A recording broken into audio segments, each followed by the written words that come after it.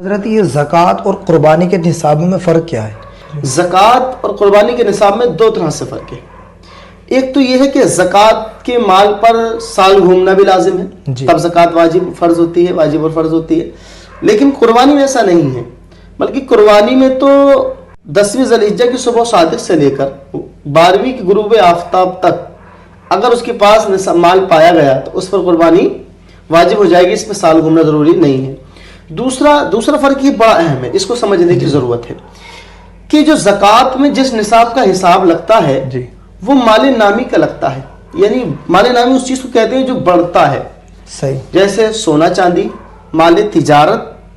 اور سائمہ جانور جو چرائی کے ہوتے ہیں، ٹھیک ہے، کرنسی جو نوٹ وغیرہ ہے، رقم ہے، یہ سونا چاندی میں داخل ہے۔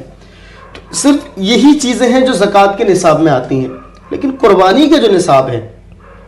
وہ سونا چاندی، مال تجارت اور یہ سائمہ، یہ تو ہے ہی ہیں،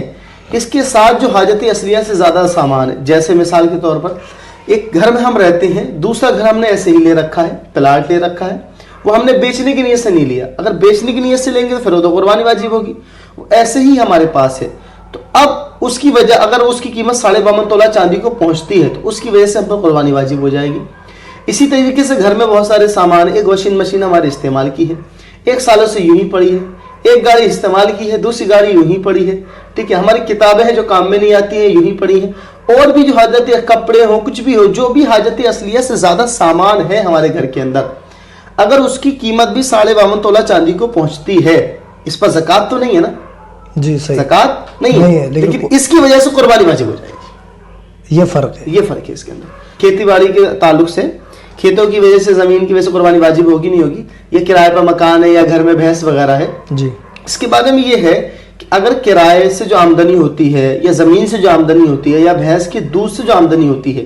اگر اس سے ہی گھر کا خرچ چلتا ہے، کوئی اور کمائی کا ذریعہ نہیں ہے، ٹھیک ہے، صحیح، تب تو اس شخص پر اس کی وجہ سے قربانی واجب نہیں ہوگی۔ لیکن اگر ایسا ہے کہ اس کے علاوہ کوئی اور بھی ذریعے ہیں، اس سے گھر کا خرچ چلتا ہے، تو اب مکان کی قیمت کی وجہ سے قربانی واجب ہو جائے گی، بھینس کی قیمت کی وجہ سے قربانی واجب ہو جائے گی، اور زمین کی قیمت کی وجہ سے قربانی واجب ہو جائے گی، ٹھیک ہے۔ تو اس طرح سے ہم حساب لگائیں، جو بھی ضرورت کی چیزیں اس سے زیادہ جو کچھ بھی ہے ان سب کو حساب لگایا جائے گا، اس کا مال قربانی کے نصاب میں جوڑا جائے گا، لیکن